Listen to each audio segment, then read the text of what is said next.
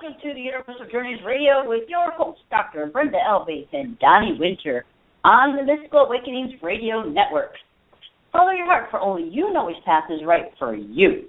Universal Journeys is about how spirituality intersects with nearly every other aspect of our lives, even when we do not realize it or see it. Creativity and expression are our connections to the spiritual energy many seek to understand, and our identity is forged through this process. Universal Journey seeks to help illuminate the different intersections between creativity, spirituality, and identity in order to empower and enlighten. Tonight, it is anything goes. I do mean anything. And our telephone number is 347-850-8292. That's 347-850-8292. Welcome, Donnie. Hello, Brenda, dear. How are you this evening? Crazy. Crazy? Why on earth are you crazy? Oh, I don't know. That's because I'm sitting here, looking at Yoda. Brings out the best, yeah.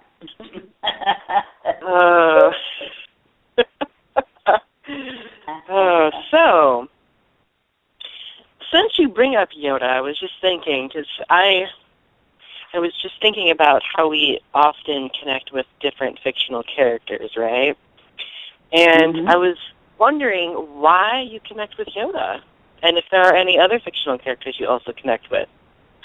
Well, yeah, actually Yoda, when I was growing up, what is it? What's the name of the movie? Oh, Star Wars. I think it's an archetypical type that I actually resonate with or connect with. And I think maybe it's because he's such a short fella, but yet he has so much wisdom, so much energy, and so much power. And he believed in the source, which is the force. So that really resonated a lot with me. So, and it continues on today. Because there's something in feeling the force, the force is within you, and that God source is there too. That's it. It's there. It's with you. So.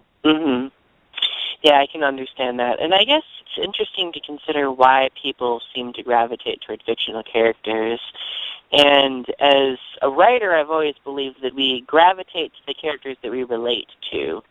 But I also, even though we're relating to the characters, we're also, I guess, seeing ourselves in them in some way and reflecting on our own identities through examining something fictional.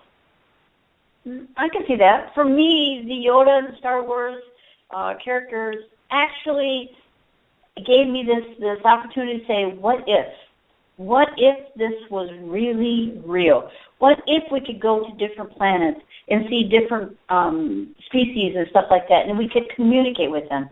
What if that force was so strong within us that we could know telepathy and levitation and all the rest of this stuff and hear, through telepathy? That really, it's been with me for some time, and I think this is the thing that really kicked it off.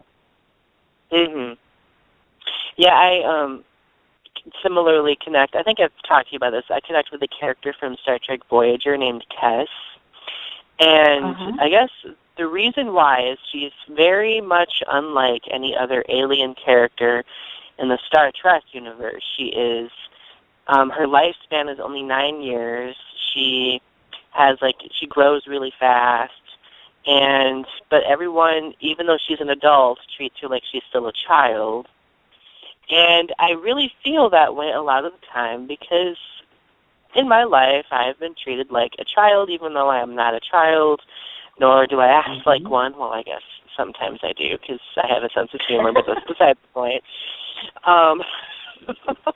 But I've always connected with that because even though she was underestimated all the time, she always found a way to prove other people wrong and exceed their expectations, and I try to do that to the best of my ability. That, and she also has telepathic powers and extrasensory abilities that I've always also connected with. So it's very interesting how we have specific characters that we gravitate toward like that. And that's true. Yoda really, I mean, he's the one that stuck with me the longest. I'm sure there's other ones, but that particular series of movies really, really hit home for me. And the possibilities, the endless possibilities there. So, and of course, I like The Hobbit, and I like, who is that? The Hobbit. I like The Hobbit series. Me too. Oh my gosh. I always connect with the wizards, the good wizards at least. Yep. Me too. I absolutely love Radagast the Brown because he loves nature and plants. And of course, you know me, I am a walking green thumb, so when I saw that, I was just like, oh my gosh, that's totally me. And I guess it's nice being able to see some other person, even though it's not a real character. But I mean, I guess to me it's real. Like, I feel like in a way we internalize those realities and make them real for ourselves, you know? Well, and it goes back to Carl Jung. And Carl Jung, kind of raised the coin of archetypical characters. So these are all archetypical characters which are a part of us that we resonate with. I mean, that's exactly what you said a little bit earlier. So these are. I mean, the Harry Potter for me was awesome. You know, like that flick and swish, type of deal. It always comes back to that one. But still, there's some aspects there that really make you see that there's more to life than what we think is real. Exactly. And I think it helps us continue striving for something more. It keeps us improving because, I mean, we see other examples, and that helps us gives ourselves perspective within our own sphere of influence. True means. I mean, it connects all of us. So, well, should we take our first caller? I think we should. All right, here we go. Hello, caller, you're on the air. Hi, this is Laura. Thanks for taking my call. Hello, Laura. Hello. Hi. So, do you have a topic or a question for us? Yeah, I'm looking for work, and I was wondering when you see me getting a job, a good job. I'd like a good one.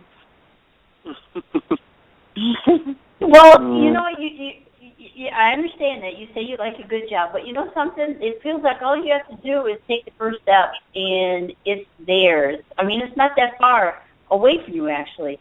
And the other thing that I see is, even though you might not think it's a good job, which most of us believe that's so, when we see a particular one, it actually might be. So if there's something that even just vaguely tweaks your interest, apply for it. Well, I have applied for a few jobs, and I'm just hoping. There's one in Philadelphia. It's a permanent job. I was interested in that one, too. Okay. I was hoping that might come up. Remember, also, it's not necessarily about having a good job, but also a job that you enjoy.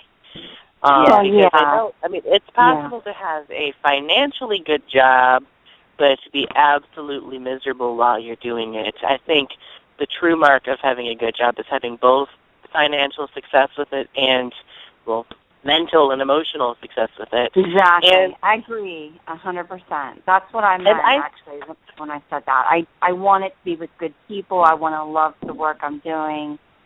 I just finished with a job that I was miserable at, and it was paying good money, but I was absolutely miserable there. So I'm really looking for a good place with good people, and I want to love the work that I'm doing. But I also want it to pay well too. I would examine your creative outlets too, and see if you can find a job that allows you to use your creative outlets, because for a lot of people that also helps them not only make money but also have a chance to express themselves in a creative way. Yeah. And I feel something like that coming for you. I feel something coming for you like that. Yep. You just got to follow your passion. And I think that more than anything in life is following a passion that doesn't feel like a job.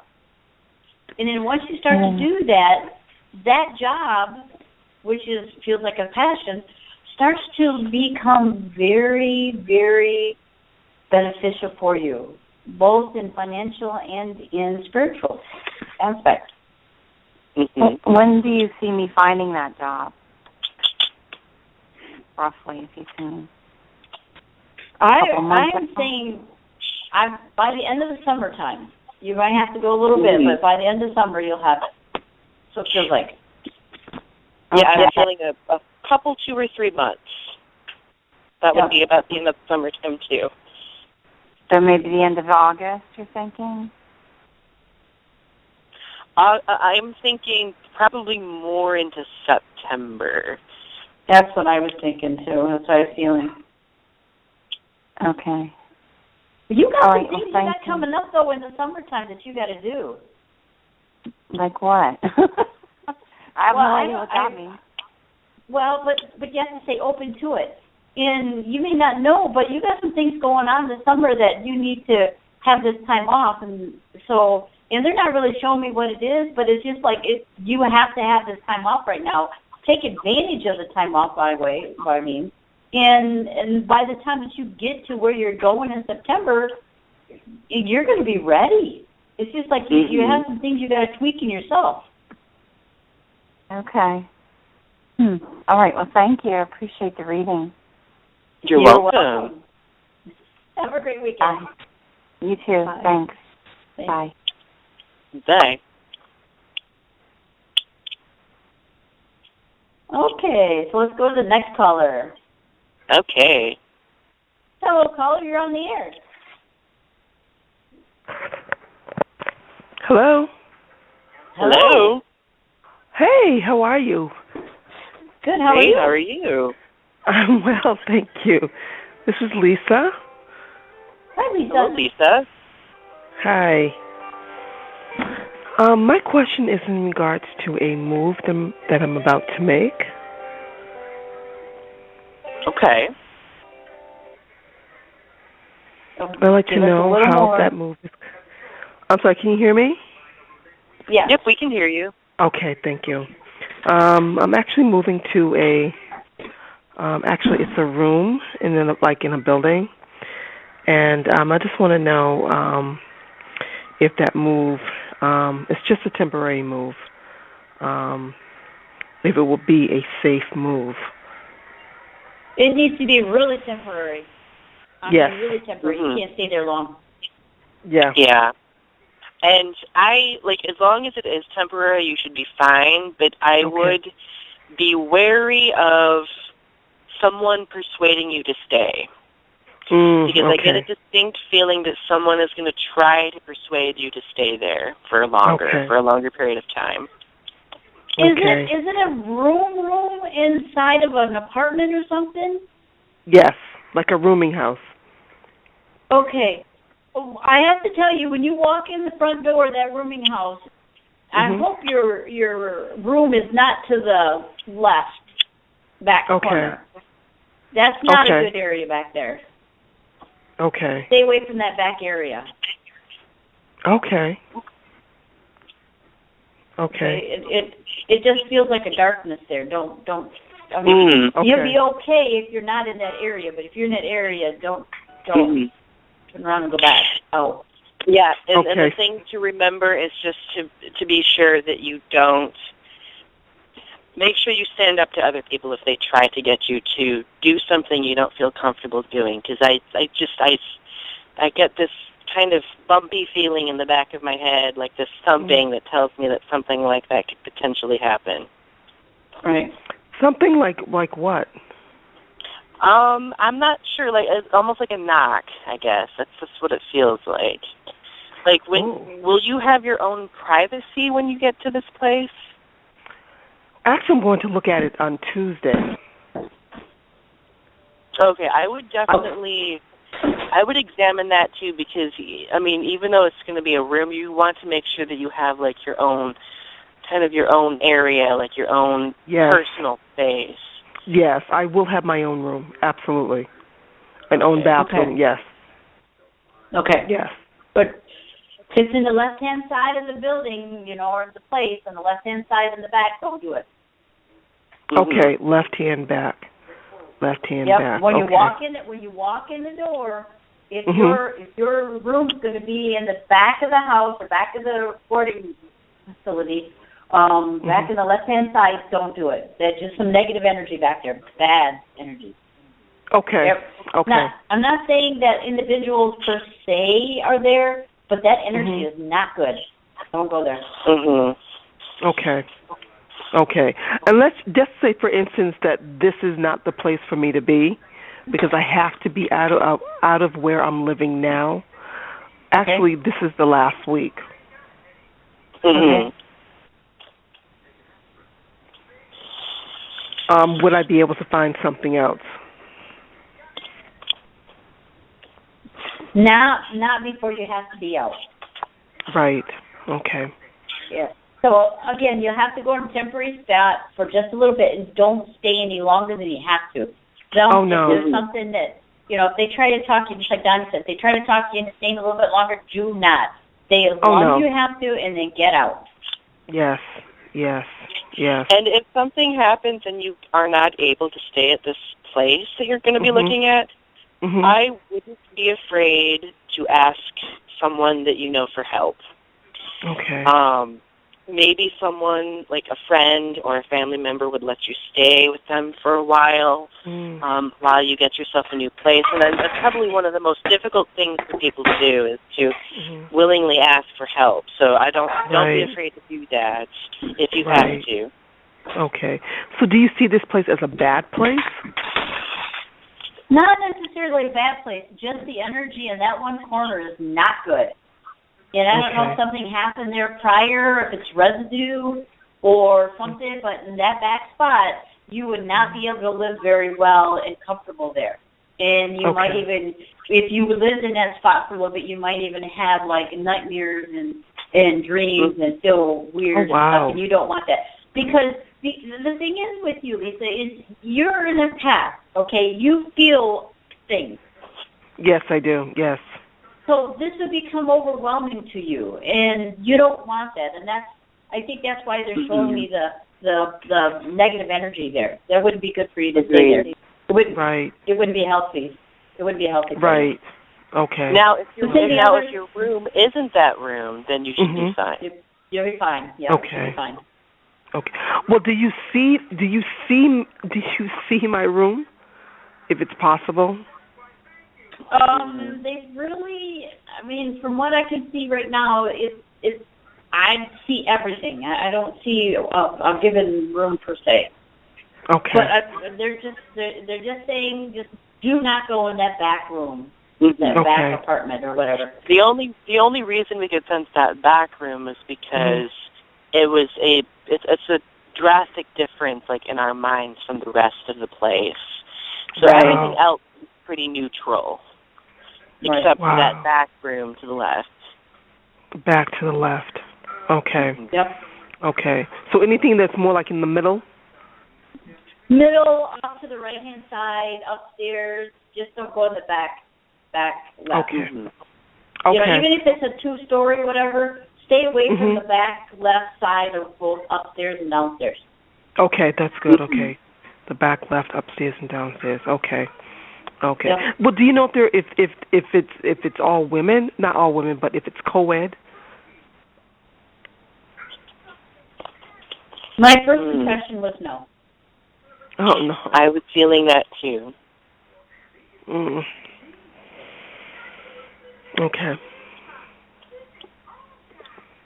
But you say, because I'm kind of talking out loud a little bit with co-ed, you may have some individuals, they could be male too, that has more of a feminine energy, which is a passionate energy that may be there. Okay. Yeah, that's very possible because sometimes, masculine energy shows up in women and sometimes feminine energy shows up in men. So that Yeah, so just be aware of that. That may be a possibility too, because that's what they're telling me. Like, whoop, wait a minute. Don't forget about the energy differences in people. That's true. That's true. I got the same feeling. But you're going to be fine. And by the way, yes. when you do find something, which is not going to be there very long, the energy in the place that you're going to get, oh my gosh, it's going to be beautiful. I mean, you're not going to feel afraid or harmful or anything like that. So that's the key to remember. When you walk into the place that you're looking at and you feel comfortable, that's it. That's telling you that's true. That's true. Will I feel uncomfortable in the place that I might take on Tuesday? I know. That's why you just gotta stay there only just a short time. Okay. Right. It's only supposed to be a transitional place. Exactly. For you. You're right. Yeah, there's no way. There's just no way that I could feel comfortable. I mean, the gentleman was very sweet on the phone. He's like a very nice gentleman, but it's a temporary situation and not permanent. And for me, my main concern. Even your own intuition is telling you that too. So always listen to that. Yes, and that's I just want to be safe. Coming home and going into my room. I mean, that's the main key, is that I'm there to have a roof over my head for the moment, and just not get involved with anything that's going on there. Yeah, and to be safe. To be safe, yep. Yeah, Like I said, you're going to be fine. Just don't do anything on the left-hand side of the building. Okay. Especially in the back side. All right, honey. Thank you for that. I'm so glad. I'm so glad that you said that. So that's good. Thank you. Thank you so much. Many blessings to you both. Many blessings. Thank you. Thanks, Lisa. All righty. Bye-bye. Bye-bye. Okay, so let's go to the next caller. Okay. Hello, caller. You're on the air. Hello. Hi. Hi. Hi. Do you have a question for us? I do. I wanted to know, what do you see for me with regards to my love life? I'm single right now. It's funny we both do that. That was in unison.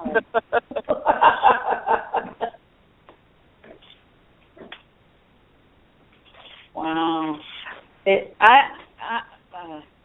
I'm seeing, okay, this is what I'm seeing. I'm going to just blurt it out here. I'm seeing a lot of chaos, a lot of movement, a lot of I don't even know how to explain it.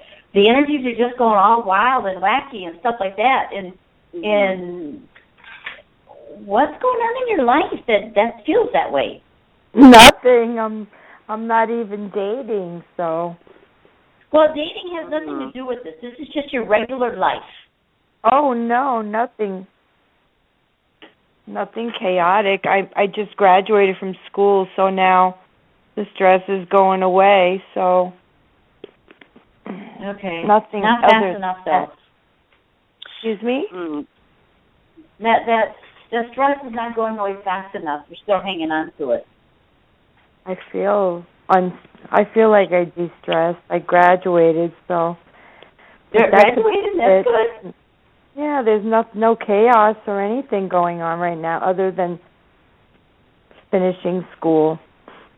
Mm-hmm. I'm getting this feeling that someone from your past could be coming back. Like someone you either dated or you were interested in from your past. And they might cause chaos, because I'm kind of feeling like this instance where, like, at one point you felt in chaos because of a specific situation, and that specific situation could occur again, but it all revolves around a person. So I would be very wary of a person from your past coming into your life and trying to reconnect with you, okay? Okay.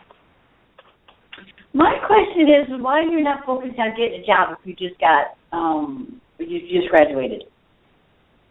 Why am I not what? Focusing on a job since you just graduated. On your career? Yeah. I just graduated on Thursday, and I have been working. Okay. Oh, okay. But is it in the career field that you graduated from? You graduated high school or college? It sounds like college. Okay. So, what is your career field? Are you working? I have not sat down to decide what I want to do yet. I'm just graduated, and it's Memorial Day weekend, and I have been working, and I just haven't given that much thought. I want to take a little time off. That's probably what you're picking up, because it was a lot of hard work, and before I go back to working permanently, I do want to take some time off and take a vacation that I haven't had. Okay. But okay. That's no, why but the thing is, yes. The thing is for me, okay, and this is for me. I'm a Taurus, so I'm thinking about instead of thinking about a relationship before my career, especially in my what I just graduated from, that's hard because I am a person who focuses on my career versus a relationship, and I guess maybe that's been that way for a while. And I do understand that a lot of people look at relationships, but once you get yourself squared away, and I say yourself, that means you need to focus on yourself. Once you get yourself squared away and focused and right where you want to be, which does not take you very long, by the way, that individual, when you're focusing on yourself, will come into your area of view, in a manner of speaking, because that's what I'm getting, and my hands are going around and around. Because if you're not focusing on a relationship, guess what happens? It automatically appears. The more we focus on something, the more it eludes us, because it's that I need energy. I need that, that needing this energy. So it's happened to me many times. Yeah. If you focus on reining that energy back in within inside you and say, I don't really need anything right now or anyone right now. Let me focus on what I know I can do, and then go forward with that. Then you are like light years ahead of a lot of people. But because we are human beings and we love to have someone in our life to maybe either make us comfortable or to love us or whatever, we have all that stuff within us. We just have to realize it. So if you could just rein a little bit of that energy back in, focus on your career, okay? And like I said, once you do that, it won't be very long before someone else comes into your life. Because what may happen or what they may think in the process, and I don't mean anybody, right now is you're looking and focusing on your a relationship, that individual could be getting the wrong signals and saying, hey, she wants me to be with me and I have to provide for her. And that normally, that's like, whoa, I can't do that. And they run the other way. Been there, done that. I did that too. And that was furthest from the truth for me, because I am so career-oriented. And so I had to learn to rein that energy back in, that neediness energy to have someone in my life. I had to rein it back in. And once I did, then a lot of men noticed me, because I wasn't projecting that I needed them in my life. So and you know what's what's also... there? I'm sorry? What was that, Lisa? No, go ahead, Donnie. Oh, I was just going to say that also you were just speaking of like all the hard work you've been doing. And if you really want to go on a vacation, I think it's important that you focus on yourself while you're on this vacation, if you choose to go on one. Because remember, relationships are hard work too. So instead of committing yourself to a laborious task like that, I think it's important for you to recuperate a little bit also. Absolutely. That's definitely on my mind. So that's why I want to take a little break and then decide what direction I want to take. and then I'm going to go for it. But I'm concerned about this person from the past. When do you see them reaching out to me? Because I took myself off Facebook. You know, I'm not very hard to, you know, I'm hard to find, actually, so I don't know how he's going to find me. It's either going to be online or through a phone call. I get a distinct feeling it's going to be one of those two. I cannot specifically tell which one. Is it soon? Yeah. I can see it. Yeah, I over the summertime at some point. I think earlier in the summertime. I heard that before, and I decided, I don't want him to find me. I'm just going to take myself off Facebook, and that's it. You know? So I don't know. I thought he lost my number by now. It's been many years. Mm-hmm. Well, he may have lost the number, but he's still there. I mean, he's still looking. So right. Now the thing is, like, I'm not saying that it's a bad thing talking to this person or being friends with this person, but if you, I feel like this person had some sort of romantic interest, and I feel like if somehow you were drawn back into that, you will lose the momentum that you're on right now. Right, I understand completely. Yeah, I was going to say, you'd lose yourself. You would lose yourself, and you don't want that. I haven't heard from him in about 4 years, and you're telling me he has a romantic interest? Guys are weird. Yes, they are. They can be. I know. I like that, Donnie. They can be. Trust me, they can be. I've dated them. Okay. So can women. So can women. All right. Well, thank you both so much for the wonderful advice. You're welcome. Okay. Thank you. All righty. Have a great weekend. You too. Bye. Bye. Thanks. Okay, on to our next caller. And hopefully, hello caller, you're on the air. Hi, can you hear me? We can. Yes. Hello, ladies. How are you? This is Ivatar. Hi, Ivatar. How are you? I'm fine. Some really good advice. I'm really enjoying the show today. I don't think I've ever called your show before, but I'm really enjoying it. Yeah. Good. So my question is about a move too. I signed another 6-month lease where I'm at, and it's up in October. But I would like to be settled in and really moved out of here by September. So I think that's a very good possibility. Okay. Sorry, I didn't mean to cut you off. There, but I felt September-ish time frame when you were talking. Mhm. Are you thinking about moving further out of the city and more to like a country atmosphere? Well, you know what? I wouldn't really mind that. I don't know where to start to look, but I wouldn't mind because I live in the city right now, but where I live now, it's sort of like the country a little bit. It's near the airport, but it's a lot of open land and there's horses across the street. So it's not the country, but it's sort of kind of like it. Mm-hmm. Okay. So is it beautiful there? Because I see like a lot of greenery. Oh, it is very beautiful inside and out. Yeah, it's very beautiful. Okay. Yeah. Yeah, I distinctly feel you being drawn to the country, definitely. Mhm. So do you have any idea about because everything has changed here in this state, and the rent is just out the roof.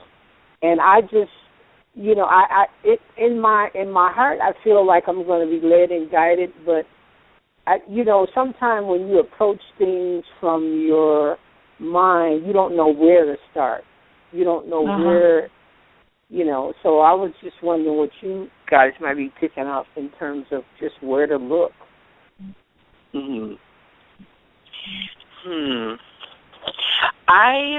I'm getting this feeling that you should look at a place near where you have some sort of support network, like friends or family. Like, I feel like you are being drawn to a more rural setting where you have people that you know. Mhm. Mhm. Okay. And I can see that happening not too long after you move out of this place. Brenda, can you tell when that would be? I'm not getting a sense of the time. Well, like I said, initially I got September versus October. And then the question would be is, if you're working, how far do you want to go from where you work? Or are you moving because of work? No, right now, I'm not, I don't have a JOB. I'm writing a book, and my focus is on self-employment, establishing my own practice. So, no, I don't have a JOB. Okay. So that's not a factor for me. Okay, good, good. Okay. Mm-hmm. And it also makes sense to me, too, why I was getting, okay, when you move your as you call it, your JOB, you're going to move closer to it, which makes sense to me because if you're writing a book about self-employment or, self-employed, then that would be that energy. So, again, a little further out into the country or out into, get away from the city a little bit more would definitely be beneficial for you. Mm-hmm. And I also, and also create, it'll stimulate your creativity, which that'll be very important. And I really think if you search, I get this feeling that you may find this place online, researching it. And because I've been going online, and it just I haven't seen. I just started because I'm not a last minute person. I like to, not wait till the last minute to do things, but you never know what may pop up. So I've already started looking. So, what's east of you right now? Pardon? What's east of you right now?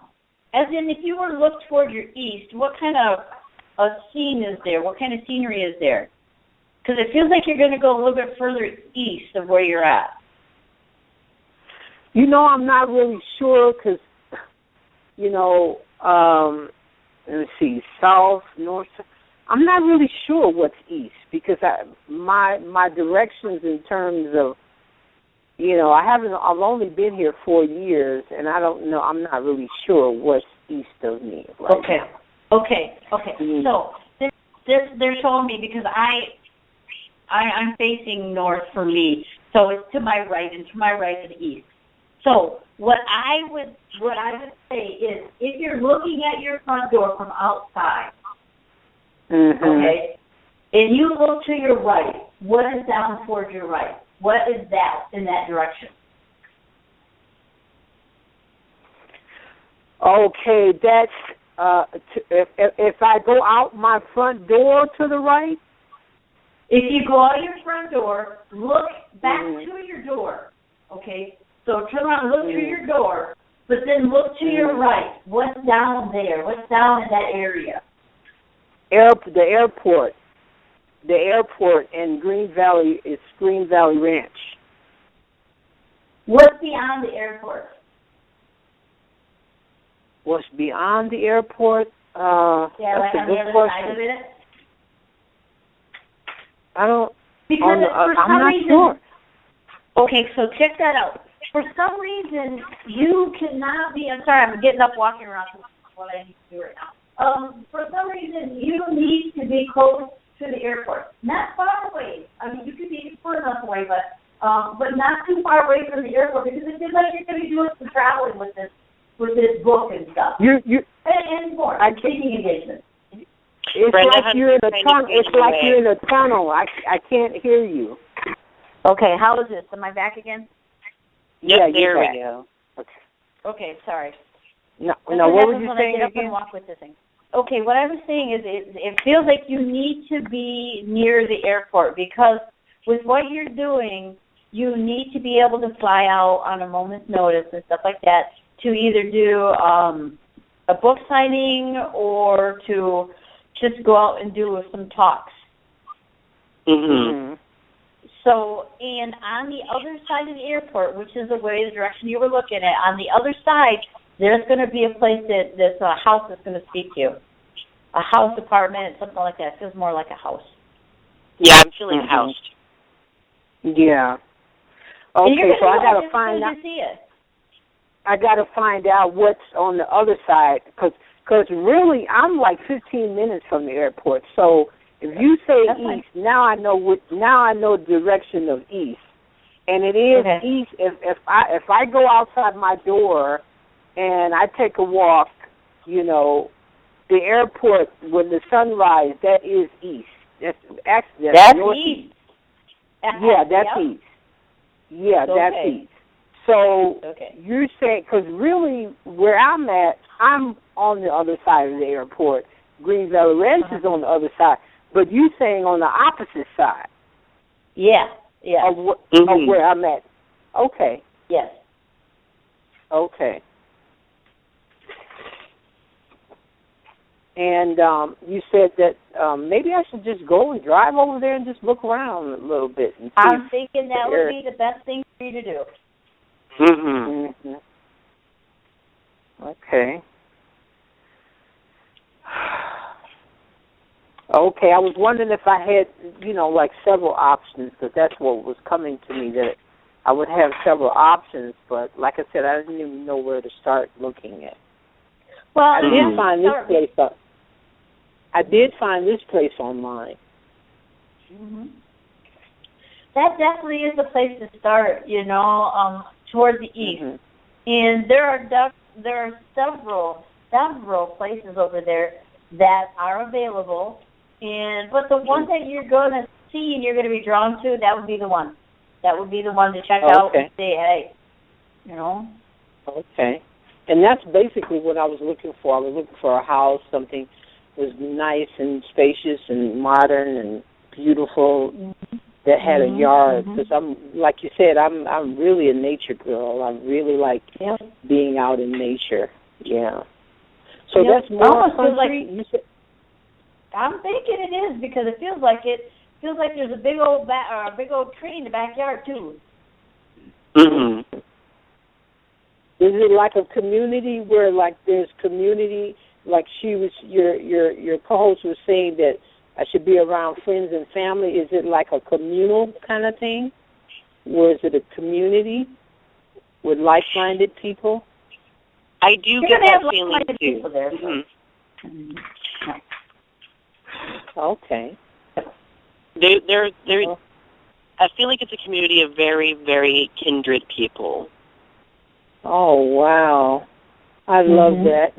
I would, because right now, even though this place is beautiful, it's not kindred. It's not a kindred kind of spirit here.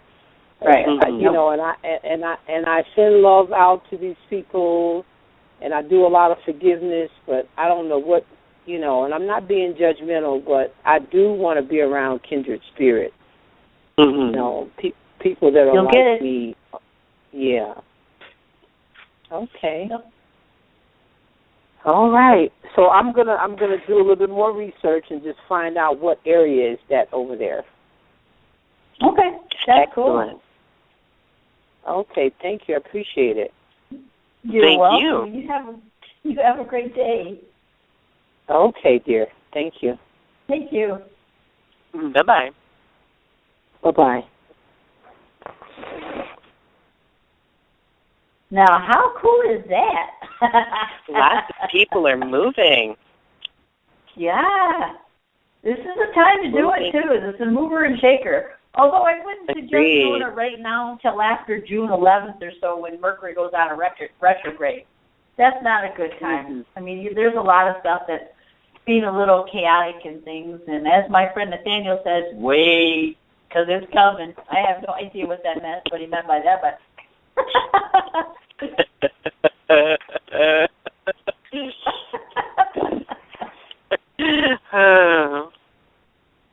So yeah, it's always with important that, to examine. I was just going to say it's always important to take into consideration the time in which you're moving to. Yeah. Yep. Because that has a lot to do with things as well. Mm-hmm. Now, if you want to call, our call number is 347-850-8292. And that's 347-850-8292. And we have a lot of people in the chat room, but no one's talking in there. And we don't have anybody else to call us. So I guess it's on us, Donnie. Woohoo! As long as I don't walk around, we're doing okay. Oh. So I was thinking earlier about animals because while she was talking, Tommy was trying to get into my room and, you know, get my attention. And I was thinking of having a discussion about the animals in our lives and their importance and what they do for us that we may not be conscious of. Because when we look at it, pets serve a purpose of just, being pets, but in some instances they serve as being like a familiar, for example, or, maybe a spirit animal. And I was just wanting to know what you thought of pets and their role in our lives. Well, one thing that comes right off the top of my head is when animals are very important in our lives. There's several different ways and reasons and stuff. But when you have an animal, you have to be more active than you would be if you didn't have an animal. I mean, say like a cat. A cat, you have to feed it, you have to water it, you have to clean up their toiletries, okay? Mm-hmm. A dog, you have to basically do that except for you take him outside for a walk. So you're moving. All those you're moving. You continually move with them. And they come and they cuddle with you and you give them love. They give you love. But the most important thing with that is when you're feeling sick, they heal you. They know when you're sick. They'll go right up, snuggle right up next to you, and they will literally take that energy from you and heal you. Mm-hmm. That's a form of love. And they're social animals, so they want to be with you all the time, even though maybe sometimes you don't want them scratching at your door, especially if you're in the bathroom. Oh, even when he scratches on my door, he immediately disarms me with cuteness. I can't handle it. I know. It's just animals are they're crazy creatures, but yet they're also very, very curious creatures and very loving. So if you love them, they'll love you. If you have that nature, then yeah. Now, that's a little bit different than totem animals. Totem animals are quite different because they teach you. Totem animals teach you. They help you to grow, but they teach you different aspects of them so that you can use those particular aspects in your everyday life. Mm-hmm. And every animal totem has something different to them. Like the hawk and the eagle, and I have, which I just found out today, I knew it was a pheasant. I have a ring-necked pheasant out here, but it's a Chinese pheasant. Mm-hmm. Which is interesting. Yeah, and it's been around for a while, but never up this far on the hill where I'm at. So now he's walking, and I was outside talking to one of my friends, and it walked right. I mean, it was no more than maybe 50 yards from where we're at. So I have to go back and look. Yeah, so I have to go back and look in the. I normally look at Animals Speak by Ted Andrews book and see what that means. Because every color on this particular pheasant or any animal basically has a meaning. And this one particular one, my friend was telling me that the red spot in its head, where some of the birds actually is like flesh, if you look in flesh. But this particular bird, this Chinese pheasant, it's feathers, it's red feathers that are around its face. And I'm telling you what, it's beautiful. So those are all things that I need to really look at. Mm-hmm. And that's just something that doesn't normally occur. I don't, that particular totem just popped in out of nowhere. Because before I could hear, but I've never seen them. People don't really pay attention to what animals are doing around them and their proximity to us. But I do sincerely believe that there is always meaning to those things.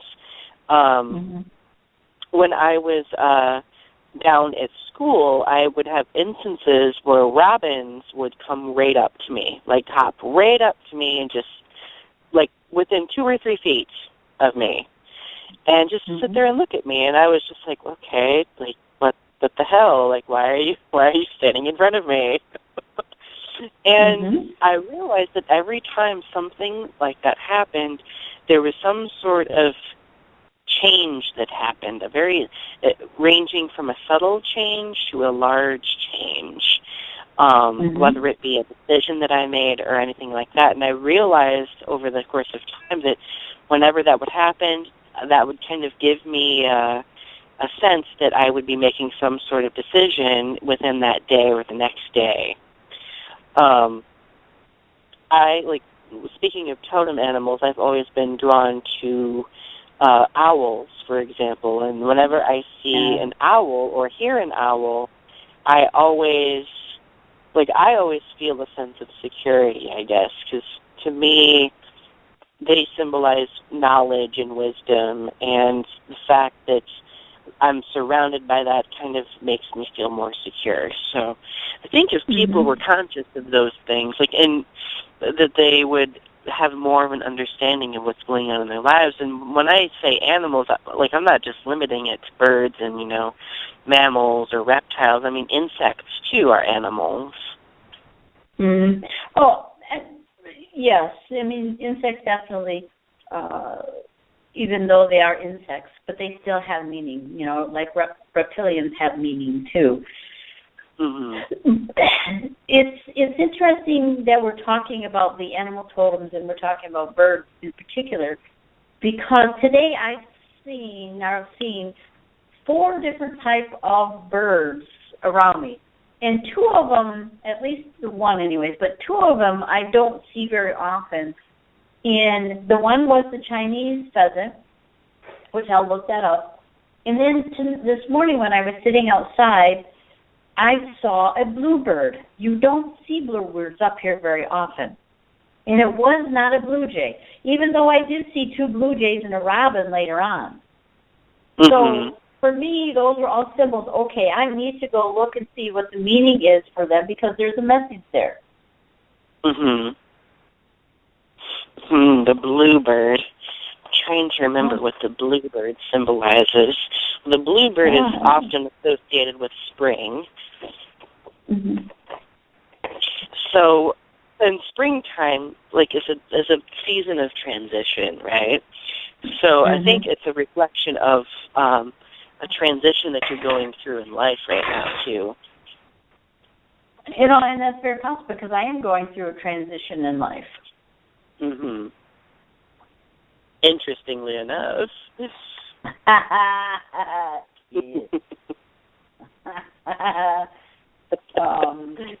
But, we all are going through something because springtime does bring that on, even though we might not realize it. It does bring that to the forefront. And up here, again, you do not see bluebirds unless you have maybe a bluebird nest, and I don't have one of those, or bluebird houses out here. So they often nest in maple trees or ash trees, I believe. So if you have any of those around, that could be also why they're attracted. Yeah, it's possible.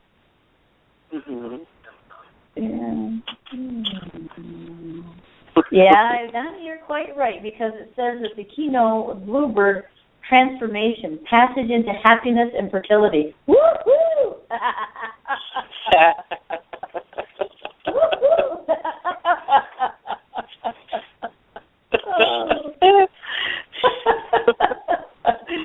Oh, fertility. Oh, my goodness. I wasn't even thinking about fertility, but I was just thinking of happiness. Yes. Oh. Well, fertility doesn't necessarily mean reproduction. It could also symbolize, like, the birth of new things. Yeah. In general. Yeah, I know. I figured you did. Yes, I know. But it is. I've noticed for me, I would say, the last maybe month, maybe the beginning of this month, things have changed a lot for me, and I am seeing things differently and happier. So that's kind of neat. It's like I'm going with the flow. It's like everything is in. It's like all my cards have been lined up. So. Okay. Which is a good thing, and I have noticed this change too. Mm-hmm. Very cool. I've been busier, but hey, everything is starting to line up. So it's like, yay! But totem animals, no, they're very, very, they're very, very important for us to be looking at, taking and seeing the meanings and taking them and saying, okay, how does this affect my life? How is this, a part of my life? What do I need to see from it? What do I need to look at it? There are a lot of different things. Right. So that's a good topic for maybe one time for us to just kind of really delve into that for another show. So that's kind of cool. Great. With that said, I am going to say let's take a break, and I'm going to change my microphone here to get one that I can walk around without crackling. So let's hear some more Rascal Flatts. Bless the Broken Road. Here we go. We'll be right back after the break. And welcome back to Universal Journeys with your hosts, Dr. Brenda Bates and Donnie Winters. Follow your heart, for only you know which path is right for you. Our telephone number is 347-850-8292. Welcome back, Donnie. Hello, Brenda, dear. Long time no see. Yeah. Okay. You got it. So let's start off the segment with doing a few promotions. If you like our show, if you want, you can go to our Facebook page. If you go to Facebook and type in Universal Journeys, you will see a picture of Brenda and I, and just click like on it. We post a lot of different memes that aim to uplift and enlighten, and we also share details about our show on there. If you are already on Facebook, if you just go up to the search bar and type in Universal Journeys, you'll find us. Also, we are in the process of getting Universal Journeys on YouTube so people can listen to the show on YouTube. So if you go to youtube.com and type in Universal Journeys, you should also find our page. So if you do, feel free to subscribe to our YouTube channel. Back to you, Brenda. All right. And Donnie, when we were on break, you mentioned something about distinguishing between what is negative energy and what type of energy. We were actually talking about with the caller earlier. So with that said, what was your question about that? What was your question? I already know how to distinguish those things, but my question is for people who don't necessarily know how. When you are exploring a new place, if you're moving or if you're in someone's place and you need to avoid certain areas, how does a person determine or sense when they should avoid those places? Well, one way is if you walk into a place and you feel an uneasiness, okay, and you look around and everything looks fine, but you still feel an uneasiness, that's saying that there's something there that you might not want to deal with. Or if you know someone who can clear the energy in that particular place, then I would either have it blessed or clear it out with sage, and sometimes you can use symbols by tingshaw bells to get rid of it too. You can use a singing bowl as well, but if it's not too bad, you can clear it out. That's not an issue. But if you're really, really sensitive and empathic, sometimes those energies, you can't handle those. People can't handle this. They don't know what it is until a little bit later on. But if they really play havoc with your energy system, they play havoc with your emotions. They play havoc with sickness and illness. And if you come across something like that, turn around and walk out. It's like, that's not a good thing. That's not a good feeling. Now, there are certain energies, too, that you can't get rid of because it's a residue that actually stays there because of something that happened within that area. And it's almost like it's embedded.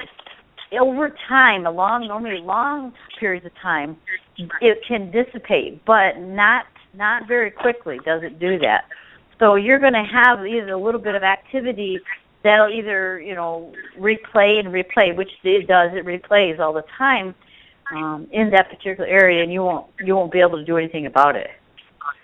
So those are some things that you need to be aware of. You can also, another way to get rid of some of the energy, if you do decide to purchase or rent, is to clean everything, paint the walls, clean the carpets, wash the carpets, and then again take sage from. I normally start from how do I do this? From my left to my right, and I go around each room. I open the window up to get some of that, to get that negativity out. And also with sage doesn't necessarily get rid of the negativity. It brings in the ancestors so they can cleanse the energy. So you're really calling in the ancestors to help you out with that. And they do a wonderful job. So the other thing, too, is you can take and you can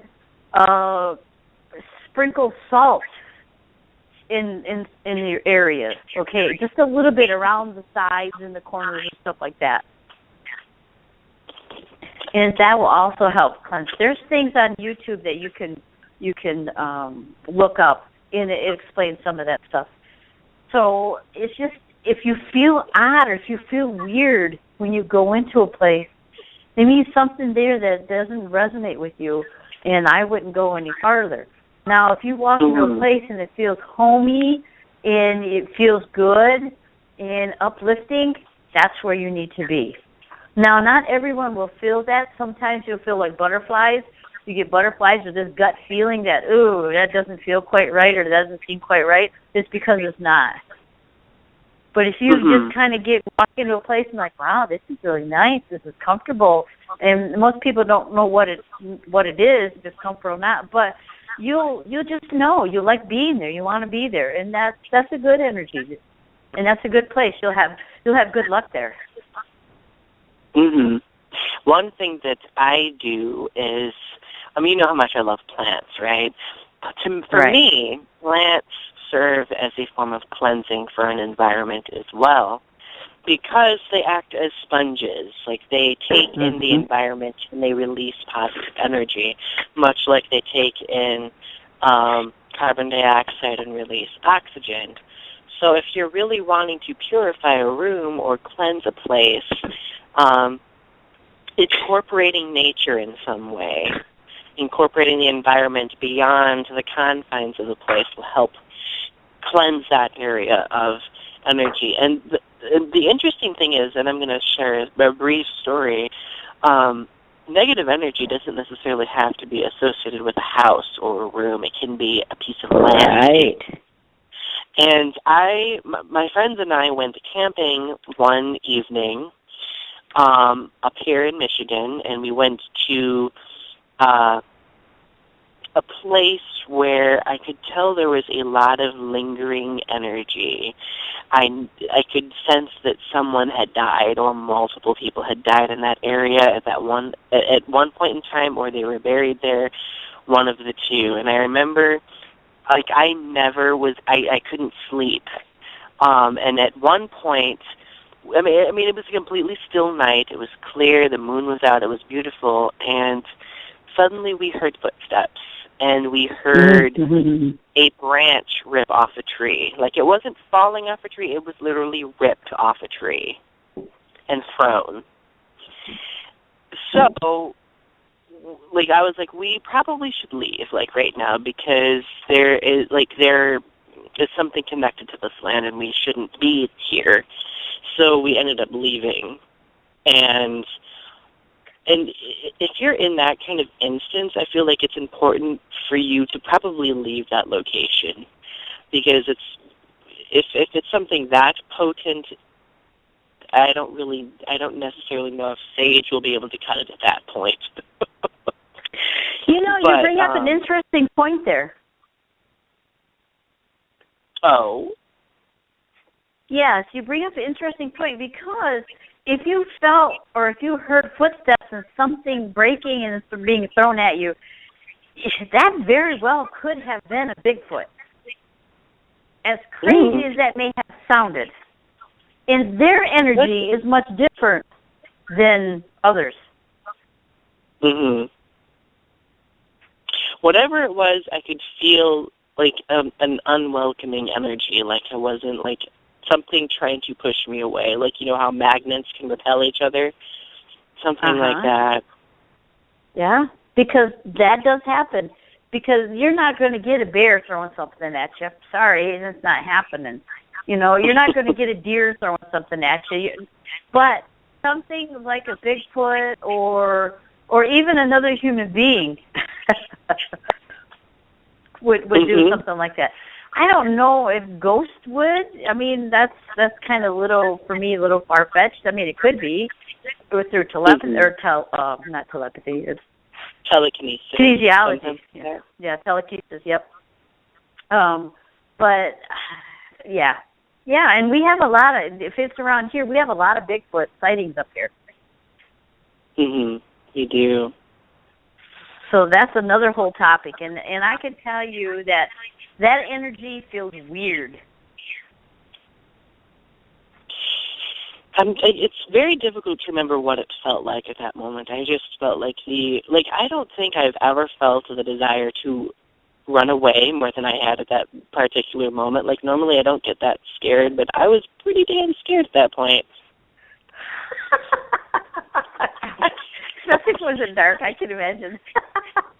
I was just like, well, my friends wanted to stay, and I was just like, oh, hell no, we are not staying. And it wasn't one of your friends pulling a trick on you, right?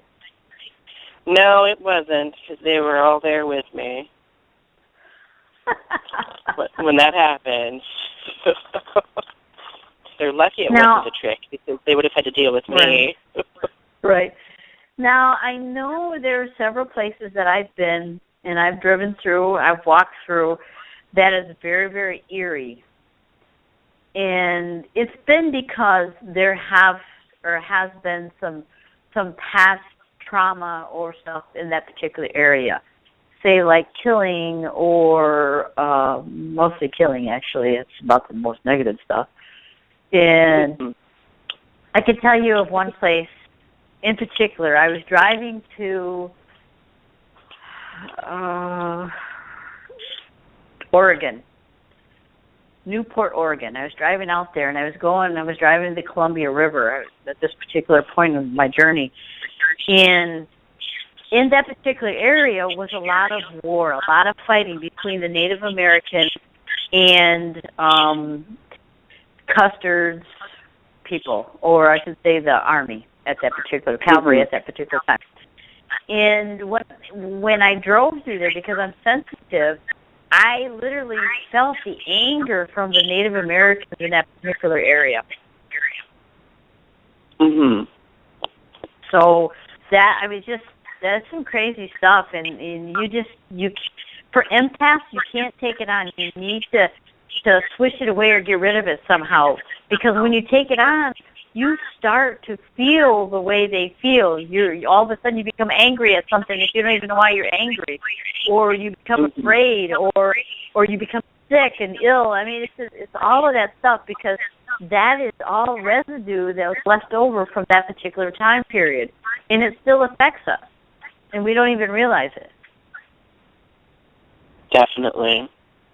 So that's felt why the same thing when I moved to Missouri too, because the Trail of Tears runs right through Missouri. I don't think very far from where I live either, and when I moved there, I could feel, like it almost feels like something is pulling you to the ground. And I got to a point where I had to filter it out because it was getting it was very, very overpowering and oppressive almost. Not only did the Native Americans during the Trail of Tears, not only were they oppressed, but a lot of them ended up died, or they ended up dying, or they were killed, and it was just a very powerful experience and a powerful negative experience. Right, and think about what happened on the Trail of Tears. You had a lot of older people, young people, women who actually perished on there, and you would feel that heaviness because, number one, their heart is very heavy. Number two, they were very tired, and so, the heaviness and everything else, and there were a lot of tears shed. That was one of the most grueling things that happened. They were being torn out of the places that they lived to go to some other place that they're not used to. And when you lose your loved ones, you're gonna tear up, and you're gonna break down, and you're gonna feel all of that. Being empathic, very sensitive people, I should say, you're gonna feel that, and you're not gonna know why. And you have to, as a sensitive, figure out or find out what is your stuff and what is someone else's. And I've said this before. That's why I don't wear clothing from anybody else, because when I wear clothing that someone else has worn for a while, I take on their essence. I take on their emotions. I take on everything about that individual, not even realizing, and wonder why I feel the way I do. And that would be the same way if someone would take some of the clothes that I would wear. They would take on that energy too, or they would take on my energy, which it would help them probably, but still they would take that energy on. And this is not something that you can actually wash out of clothing. The only thing that can happen with the clothing is if you transform it. So interesting. I never thought about that before. How do you mean transform it exactly? Well, transforming it is where you have to wear it, and then all of a sudden that energy just kind of dissipates or transforms into your energy. But I wouldn't do that with some negative stuff. The other thing too, to know whether or not it's the clothing that you're wearing and stuff, try this. Okay, say that you get up and you put on some clothing that someone else has worn because it was given to you, and you feel icky and stuff like that.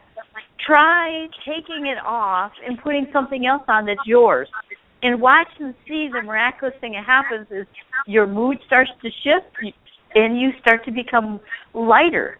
You feel you again. This same thing happens in houses too, in apartments, in buildings, in stores, and everything else. So because what it is energy is atoms and molecules, and everything around us is made of atoms and molecules too. So they intermingle, and it seeps into the walls and the ceilings and the floors and everything else of the building. So if you have a family who was a very dysfunctional family, that a lot of bad things were happening in a house, that energy is going to stay there when they leave. So you have to do a lot of work when you move into a house that someone else lived in, and you don't know what those family members were like. That's why I say you got to be careful, because that energy, for me, when I pick it up, is a dark energy. It's a negative energy. Definitely. So it can be cleansed or it can be cleared, but it takes a little bit. But if you're sensitive and you don't know this, guess what? That's going to wreak havoc on your energy system, on your body, on your mind. So that's why you really got to be careful. I have friends who like to investigate abandoned houses. And that always worries me. Because not only is it like physically dangerous, but you don't know what is lingering there energy-wise.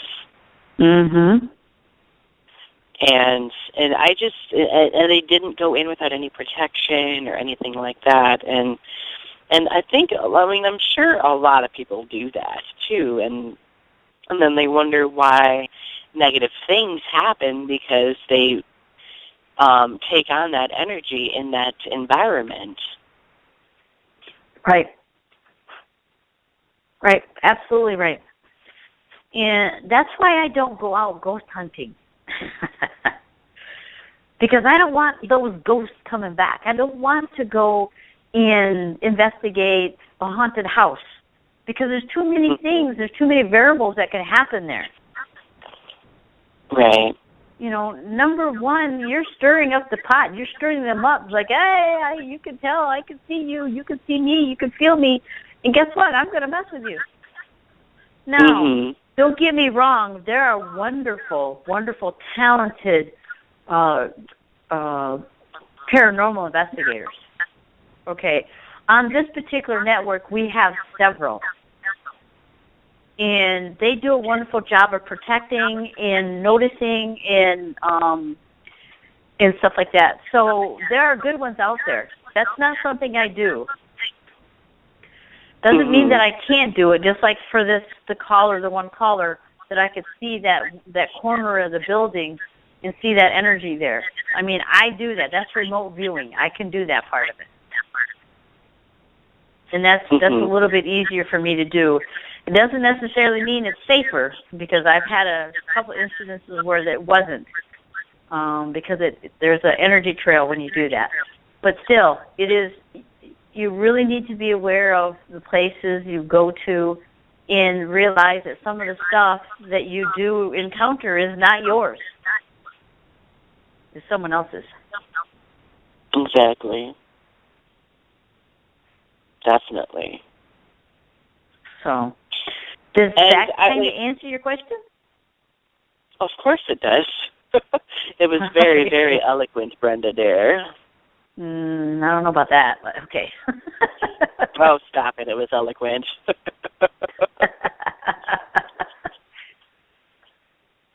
So I guess the moral of the story is, no matter where you're going, like if you're investigating a new place you're moving into, or you're at someone else's place, or you're on a piece of land, be conscious of the energy there.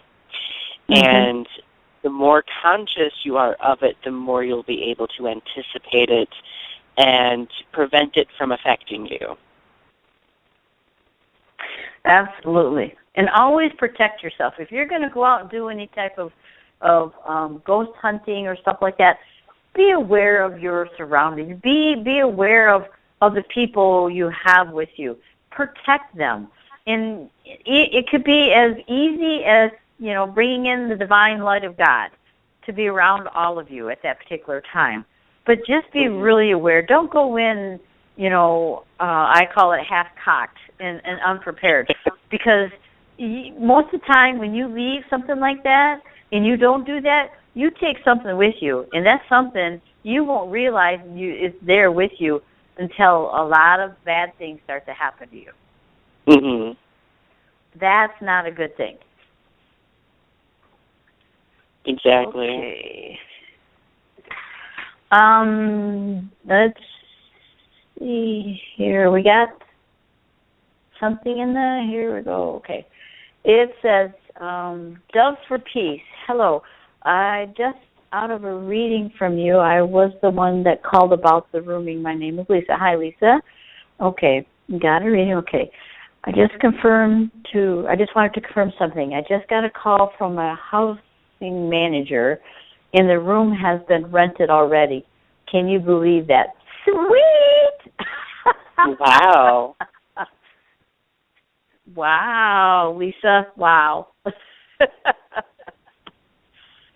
Wow.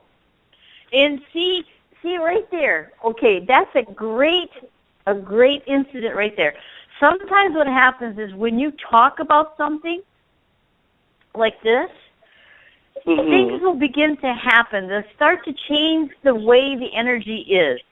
Now, when an individual is giving you a reading, okay, and they tell you what they see at that particular time, when they give you that information can change the outcome, or it can remain the same. I've had it where I've been sitting in front of an individual, give them the information, and I can already see the energies of that situation changing. Mm-hmm. And that's a great analogy right there. Definitely. I definitely can see that. Yeah, whenever we are discussing something or thinking about something, we're projecting that energy. Mm-hmm. And that projection is what mixes in with the energy around us and the energy influencing various situations. And that's how we can change things. And that's the basis of how we, change things like in our lives in general, how we can invite things into our lives and how we can omit things from our lives is through that what the energy we project, because all of it influences the energy in the universe. Well, and it goes back to the old saying, thoughts have power. Thoughts are energy. You think it, you say it, so much easier. You can think it, okay, but when you say it verbally, that changes the whole dynamic. Mm-hmm. Because Definitely. thoughts have power. If you have a positive thought, a positive attitude, and you go forward with that, and you keep focusing on that, guess what? You're going to achieve it. Exactly. And cool. Something that we both have had to learn the hard way. Oh, yeah. Okay, Lisa said this was the rooming house that had a funky energy. Okay. Nope, I guess you weren't, because after saying this, Lisa, and talking to you about this, then this happens. Like, nope, that's a sign right there. It's like, nope, that's not where you were supposed to be. So it was cleared. Good. Now you're being directed to something else. Something better. Something much better.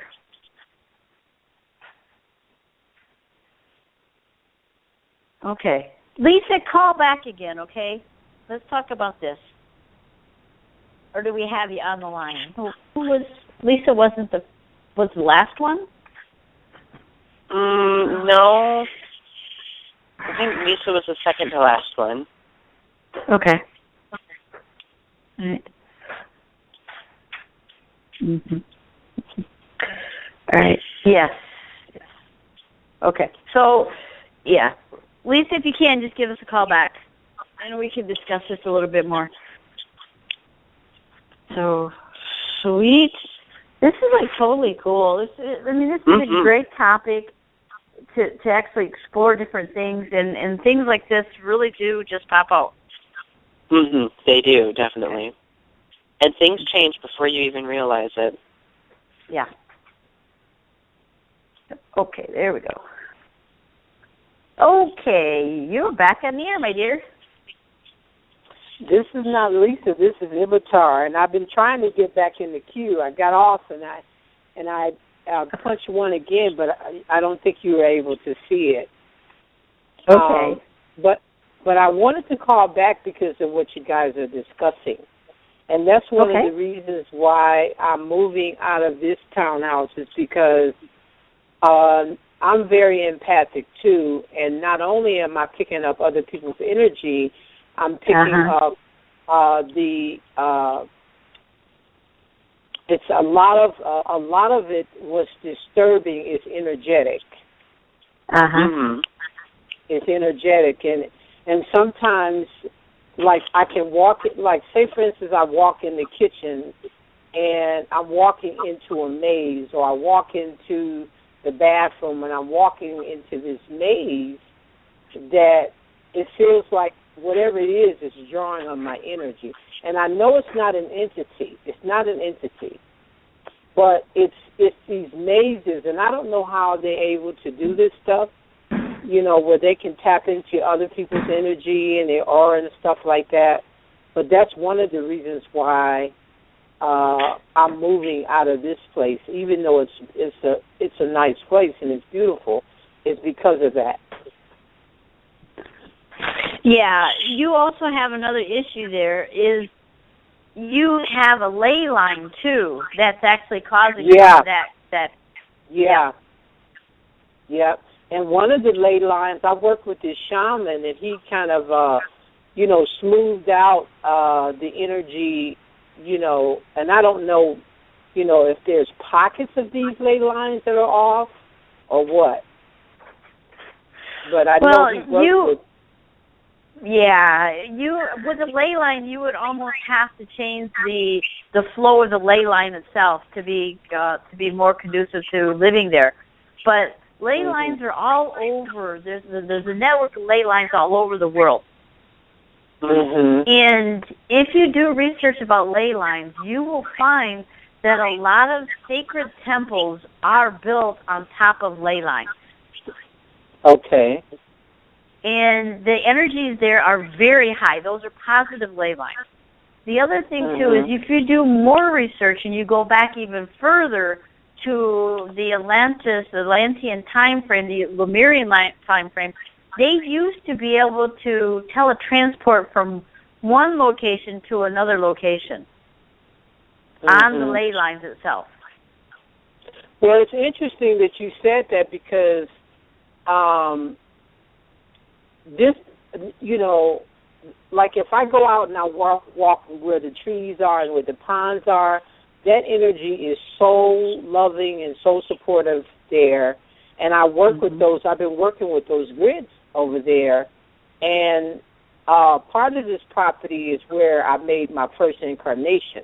So I know that was part of the reason why, I was supposed to come here, and I had some karmic things, issues with some of the neighbors, which, I feel like I'm working out or it's working itself out.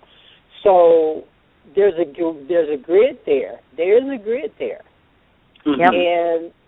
And I've been working with that grid, and actually I activated it since I've been here.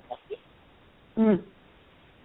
And it's supposed to connect to the other grids and, in other states and other places. It's like, okay, this was activated, and then it's supposed to activate another and another and another like that. Right, Mm-hmm. right. Well, so ley lines, you can do that too. Okay. You can do that with ley lines too. Not many people, I don't think, realize that, but you can. There was a ley line not too far from us that a friend of mine, we actually did some work on it, and it cleared up the energy, and the people there started to feel better. They were not so sick. Because ley lines, if you're on a negative ley line, it'll make you sick. Mm-hmm. So you really, that's another reason why, you have to watch where you're going. Mm-hmm. Mm-hmm. So you're saying these ley lines here, I can work and really change the structure? I can change the structure? Okay. Yeah. Because I know that, and the people don't help it at all. Like the way these townhouses are, it's like rows and rows, a townhouse. And I mean, it's a beautiful piece of land, but their mentality doesn't help. No. When you what focus the thing on is the dark, right. Maybe the maybe the ley line is what's making their mentality that way. Oh, okay. I never thought about it like that. Okay. Yeah, because there's it's such a multi-dimensional aspect to all of this stuff that one of them, I mean, if one doesn't work, and if you can think of another one, by all means, try it. Mhm. Definitely. And just because something's been there for a long time doesn't mean that you can't ask it or do something with it.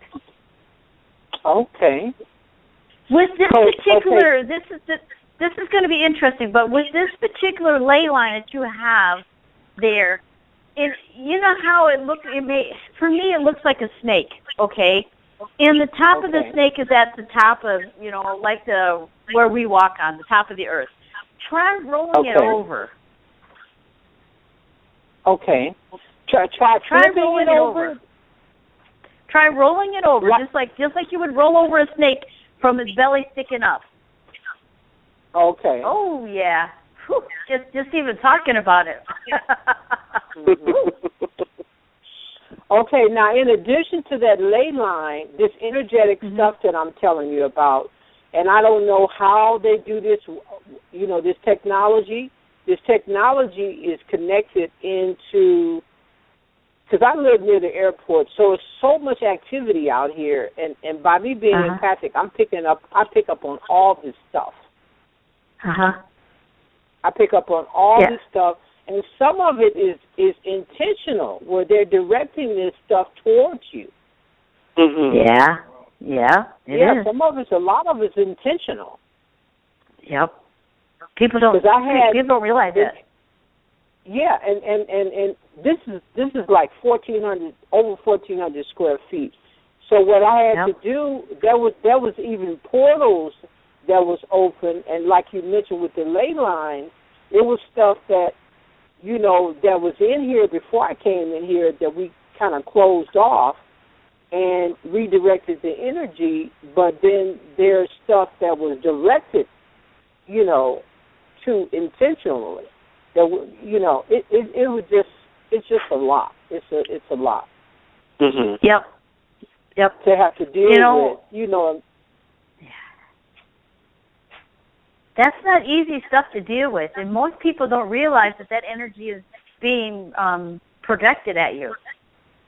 No, they don't realize it, and you can't just, a lot of the stuff that I'm aware of, I can't just say to people, well, because my son's wife's sister, when she came over here, she really, really liked this place. And she said that she would love to move in here, and I told her I'd, talk to the management, have them talk to the owner. But then when I thought about this energy that, and even though I'm not a person to make, what my awareness is may not be hers, she may not even be aware of it. But I thought about her girls, because she has 2 young girls, and I said, I don't know how that would work, if they could deal with this energy. That's because when you walk into this place, it's a very welcoming energy, but it's the people and these ley lines that keeps throwing the energy off.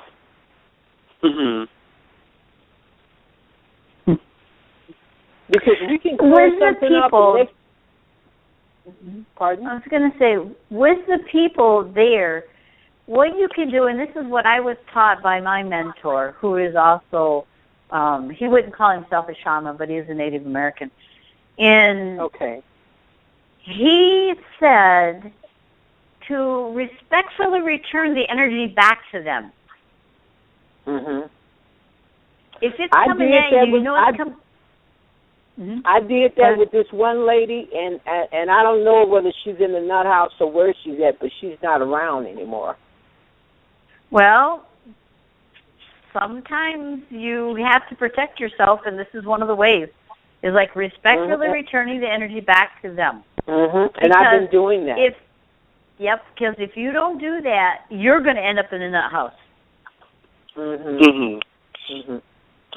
And then sometimes I have to transmute the energy. Because sometimes I can go in my bedroom, and that whole bedroom is buzzing. It's buzzing. It's like like a real, and I know it's being projected in that area because it's not like that all the time. Right. I've been doing a lot of that. Think about this too. The UFOs, they are very much how can I put it? They are very active around airports. Yeah. Okay. And you know how I can tell? And you know how I can tell? Because what they do, they'll make the they'll make the sky so cloudy and so foggy. And 9 times out of 10, when it's foggy like that, they're up there. I mean, they are so active in the sky. They also make that energy you feel. Yeah, I know. A lot of it's coming from the airplanes, and a lot of it's coming from whatever they, I don't even know what they call it, but I can feel it. Yeah, a lot of it, because if they fly over, and that's one of the reasons why when you said the other side of the airport, I say, wow, I wonder if I'll be still dealing with the same stuff. You know, because I can feel, Nope. Not on the other side. Okay. Nope. Okay. Not on the other side. For some reason, that ley line is going in the direction that you're in. Okay? It's like it's going that way. So that's the side that they're using, if you want to call it. They're using that side. So that's where that ley line is at, and they're using that energy. And unfortunately, you guys are in that energy. But on the other side of the airport, it's like they can't touch it for some reason. It's like, no, there's either nothing there for them, or they just can't use that type of ley line energy. Okay. Yeah, because I tell you, even when I got ready to sign another 6 months lease, because I wanted to, attract this loving, like you said, like-minded, like-spirited people. I said, I'm not going to allow this situation to run me out of here like that. And whatever I have to deal with, I'll just have to deal with. And it's been really, even though it's been uncomfortable, it's been beneficial because, I'm recognizing my abilities and my gifts to be able to transmute this energy. Yeah. Very good. Yeah. And see, what you're doing right there, this is what we need to have everybody become aware of and realize and transmute and use their minds, not someone else's minds, their minds to be able to see this, to understand. And if you think it's all you, that this like negative stuff is happening and it's because it's, something that you may have done, or it's not. It's coming from, a lot of it's coming from other people. And it's because they may be that person may be very sensitive, but they have to learn to figure out, what's theirs and what's not theirs. I mean, I had to go through that. Exactly. Yeah. So when you figure out what's yours, I'm so in tune with, I know my body inside and out. So whatever little thing goes on, and we can't just, look at a place and say, oh, this place is so beautiful. It just looks, it's so this and so that. You got to look deeper than that. You got to feel deeper than that. Because when I walked in here, I knew the place was mine because it was just something about the energy that complimented me. And then I found out that, this area is where I had my first incarnation. So I automatically connected with it on a spiritual level. Even though all this other stuff is going on, I'm able to go out where the trees are, where the ponds, and connect with nature. I'm so connected to that area over there. And, like I said, I activated that portal over there, and I can feel that healing energy. Oh, it's awesome. It's just a beautiful feeling. But then when you walk around... I was going to say, by the way, the reason that you had to go there was to do that process. Because when you leave there, first of all, you needed to learn everything you needed to learn there. Okay? Exactly. And then you needed to put that grid up there because that grid will stay there even when you're gone and start to transmute even more of the stuff, but it has to go at a slower pace. Yes. You, unfortunately, can't stay there. You have to leave. Because you got something else going on that you need to learn on the other end. But you had to have both of those type of areas there so that you wouldn't be overwhelmed. Right. And I had to really learn, and just like you said, whatever I had to learn, and I stopped taking it personal, because at first, I stopped taking it personal, and I realized that, okay, you're here to do a certain work. You can't take this stuff personal. You got to maintain your peace and your own equilibrium and just do what you came here to do. But like I said, at the same time, I didn't want to have this, like I'm running away from something. You know what I'm saying? I didn't want to have that type of consciousness. Well, you know, these people are this and that and that's not, and I'm just moving. No. I just stayed, and I decided to stay, and I'm glad. Just like I said, sometimes I'm very uncomfortable, especially at night. You know, especially at night. But when I get up, it's a whole different. You know, I'm able to will my energy to a greater extent when I'm up, but when I'm asleep, you know how they're able to get into your subconscious and all like that. Right. Sometimes it's uncomfortable. Yeah. So cool. I'm glad we took your call again. This was great. Yeah, I'm glad I was able to call back too. Yeah. Okay, I'm going to put you back in the listening mode so I can get to Lisa's question, okay? Okay, dear. Thank you, sweetie, for coming on. Thank you. Okay. All right, Lisa, I got you back. Hi. Hi. Welcome back. Thank you. I just found that really I found it very interesting that what we were talking about. Right after I got off the phone with you, I got a call, and the call was, see, you know, we can't offer you the room, and I'm like, OMG.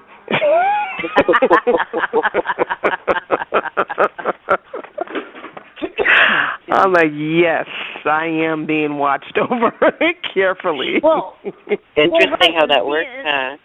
Yes. Right, and Lisa, there was a reason why you called us tonight to be on the show, and this is like you're following your divine guidance, because we were talking about that, and I bet you any money that room would have been yours.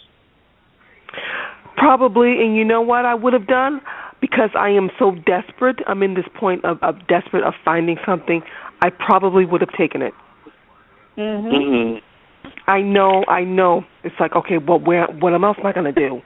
It's like when you're in a place of desperation, well, speaking of myself, the warning signs, there could be the yellow tape, there could be the outline of a body, there could, you would just still step up and say, okay, I can make do with this, only going to be a little while. Yep. It's better than sleeping in my car. This coming week, you're going to get another invitation, and I say invitation to stay at somewhere else, and it will be much better than the one that you were going to get ready to go to. And sometimes, like I said, when you put that energy out there, it changes. We lifted something in you.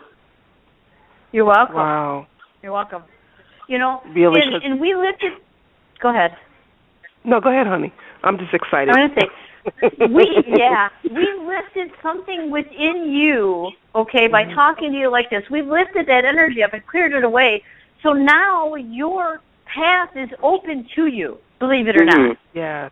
All the stuff all that crap that was holding you back and holding you down and trying to keep you in the same, road, if you want to call it, it was all lifted. Yes. Yes. Oh my God. And just listening to you talk, something has put you on the right track. Yes. It's something. It's like I feel like the dots are starting to connect because this is somehow familiar to me with the room, because there was maybe about 10 years ago, I moved into a house with someone that I knew. And the room that I had, it was the most, what you're saying, just, it's a reminder. Now, this one was very, very spiritual, very gifted, but there was a lot of tension. There was a lot of tension in the house. There was some energy in the house. And I remember one night lying and I never sleep on my back. I never sleep on my back.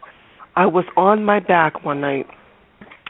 And as I was looking up, there was this black cloud that came over me.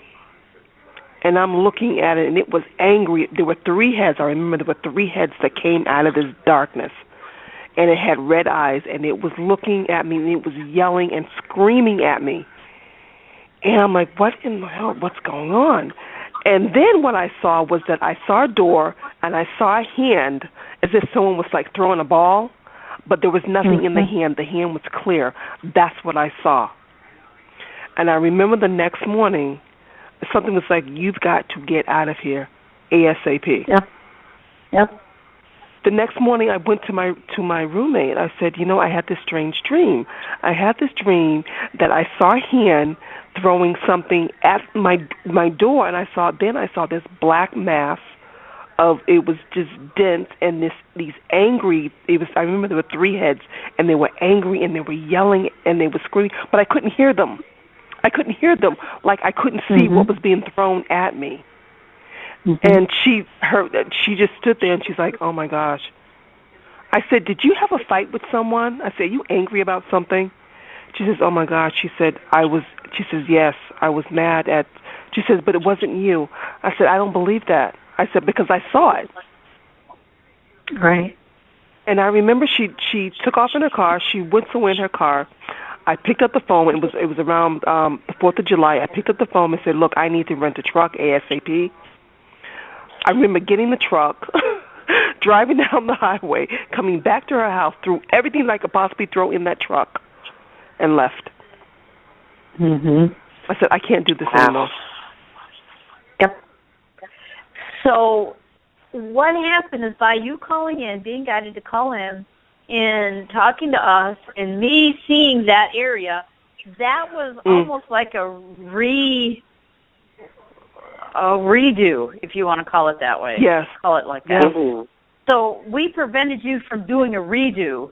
Plus, we also lifted some energy. And see, and this is the cool thing about the stuff that Donnie and I do, because sometimes we don't realize, we give you information and stuff like that, and we talk about different things. And in the process, what I have always done with any of my readings, I've always asked the angels and the guardians and the ancestors to cleanse or help the other person. Yes. To bring light into their life so they can be better, at what they do, and they can feel better about themselves. Amen. But not only this is a reminder that this is familiar to me. I've been in this situation. I've been in a place where there's darkness, and it's probably one of, oh my gosh. I mean, this has happened before, and within in another rooming house, the same thing happened. I went into a deep depression, very depressed, to the point where I couldn't even get out of bed. I've never had problems with depression before. You are very empathic. You're a very sensitive lady. Okay? Yes. So you need to be aware of that and be careful with that energy, because it will take you down where it took you.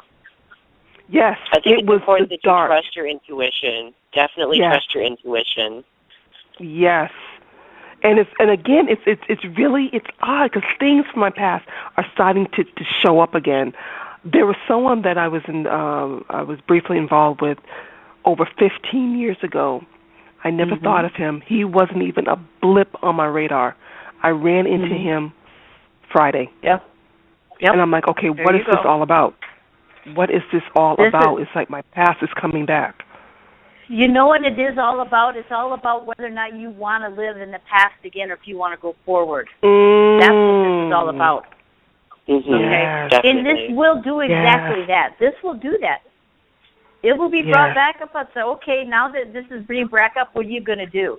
Are you going to go back to the past, or are you going to go on to the forward? Exactly. That's so true. And I should have known. There was something about it. Again, that gut feeling in me was like, you know what? You already know what your experience was in the last rooming house you were in. Yep. So why do you think this is going to be any different? It's a rooming house.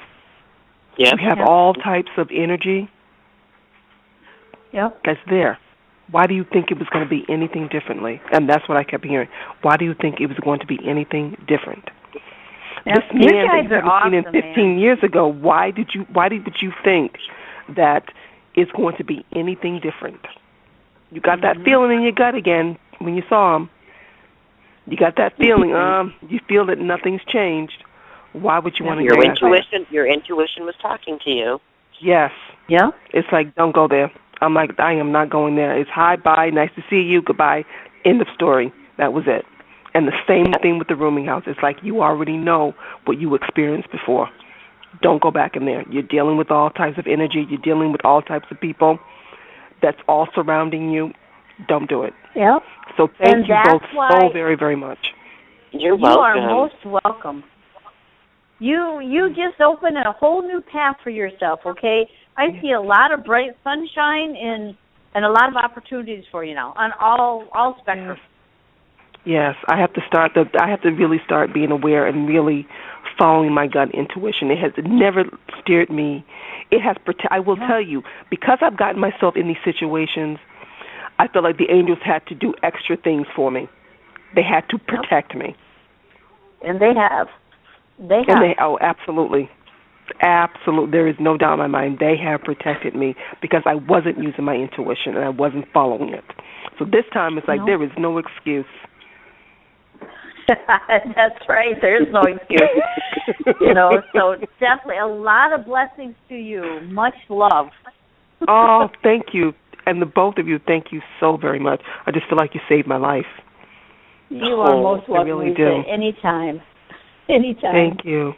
Thank you. You're welcome. Many blessings to you. Alrighty. Namaste. Alrighty. Namaste. Bye. Wow. With that said, I know. We are coming down to the close of the night. We still had a couple more callers in there. But the good thing about it is, guess what? Next week is the same thing because we have 5 weeks. We have 5 weekends in this month of May. So next week is going to be the same thing. So if anything goes. And also, I'm going to put a little plug here for Monday night. Monday night, we from 7 to 9, right on this station, we have Beyond Smoke and Mirrors. Pretty soon we're going to have a new radio station or a radio program here on Tuesday nights. I don't know. I won't tell you that one yet because it's supposed to be a surprise. Wednesday nights we have Mystical Awakenings Radio, and Friday nights Mystical Awakenings Radio is from 7 to 9. And Friday nights from 7 to 9 we have True Paranormal, which is totally awesome. So with that said, follow your heart, for only you know which path is right for you. Have a great week, everybody. Love ya.